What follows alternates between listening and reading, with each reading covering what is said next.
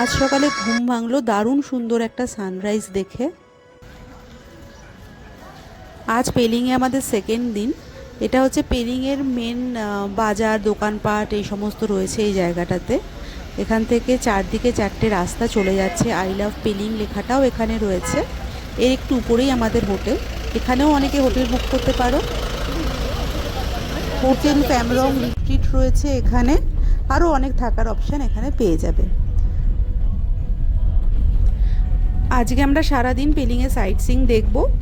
আজকে ওয়েদারটাও কিন্তু খুব সুন্দর, কালকের মতো আর মেঘলা নেই, একদম রোদ ঝলমল করছে। আজকে আমাদের ফার্স্ট স্পট হচ্ছে পেলিংয়ের ফেমাস স্কাই ওয়াক।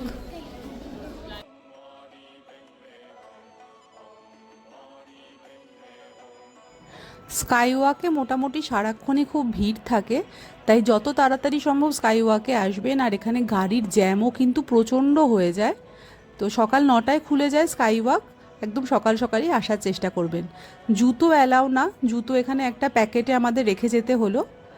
আর স্কাই ওয়াকের থেকেও যেটা আমার বেশি নজর কাড়লো সেটা হচ্ছে এত সুন্দর অবলোকিতেশ্বরের মূর্তিটি।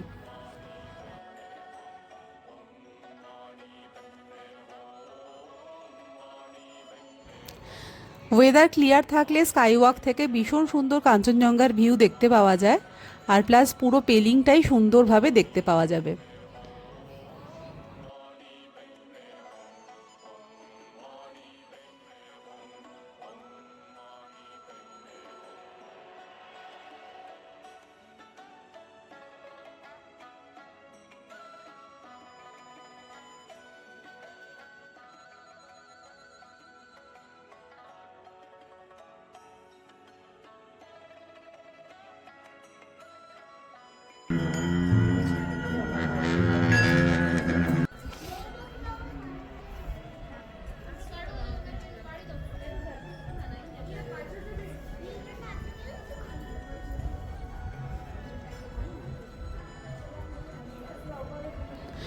মূর্তিটি প্রায় 137 ফুট উঁচু এবং এর নিচে একটি খুব সুন্দর মনাস্ট্রিও রয়েছে। এখান থেকে কিন্তু পুরো 360 ডিগ্রি একটা সুন্দর ভিউ পাওয়া যাচ্ছে।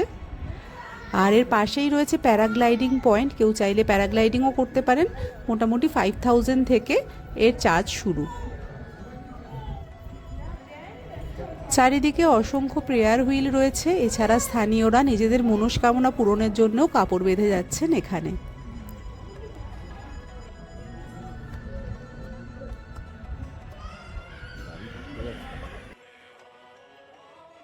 এরপরে আমরা চলে এলাম রিম্বি অরেঞ্জ গার্ডেন আর রিম্বি নদী দেখার জন্য। দুটোই একই পয়েন্ট, অরেঞ্জ গার্ডেনের মধ্যে দিয়ে যেতে হবে রিম্বি নদী দেখতে। এখানে কিন্তু আলাদা করে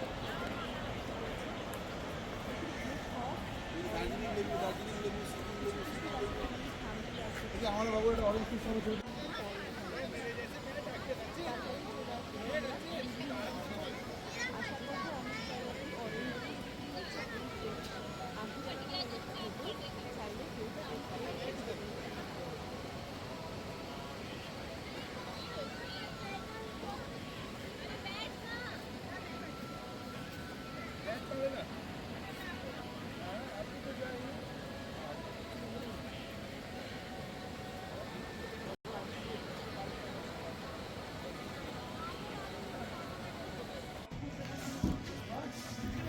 আমাদের পরের গন্তব্য বিখ্যাত খেচিপেরি লেক। কত করে নিল টিকিট?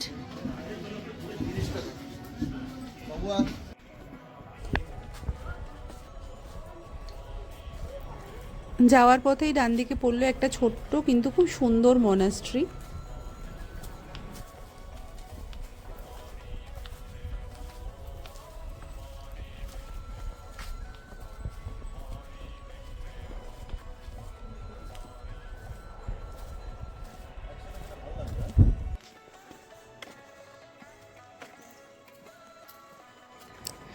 লেকে যাওয়ার রাস্তাটা কিন্তু ভীষণ সুন্দর, ভালোভাবে বাঁধানো, চারিদিকে রয়েছে প্রেয়ার হুইলস।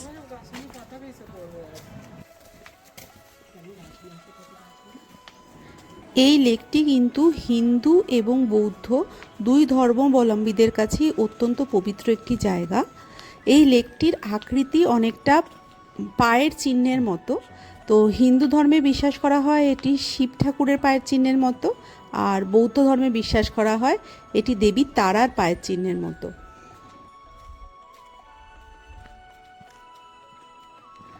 এই লেকের জলও কিন্তু স্পর্শ করা বারণ এবং এর কাছাকাছি যাওয়ারও নিষেধাজ্ঞা রয়েছে।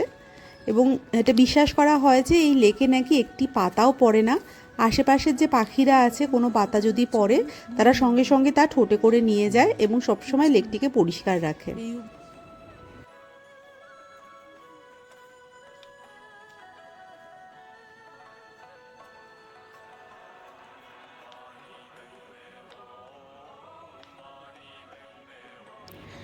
এখানে একটি ছোট্ট মনাস্ট্রি আছে, আর ডান দিকে গুরু পদ্মসম্ভবের সুন্দর একটি মূর্তি রয়েছে।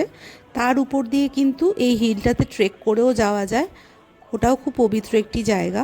সেখান থেকে পুরো বার্ডস আই ভিউতে লেকটা দেখা যেতে পারে। তো আমরা আর উপরে উঠিনি, কেউ চাইলে ওপরে ট্রেক করে উঠতে পারেন, আধ ঘন্টার মতো ট্রেকিংয়ে টাইম লাগবে।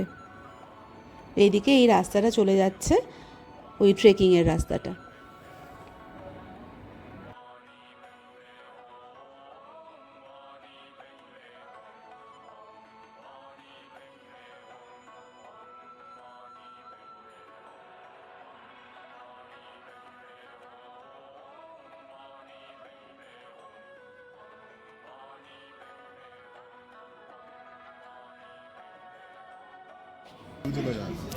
লেকের ঠিক পাশেই খুব সুন্দর একটা ক্যাফে আছে। এখানে একদম গরম গরম হ্যান্ডমেড পিৎজা ও অন্যান্য খাবারও পাওয়া যাচ্ছে।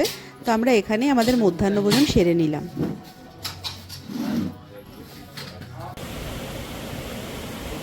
এরপর আমরা চলে এলাম কাঞ্চনজঙ্ঘা ফলস দেখতে।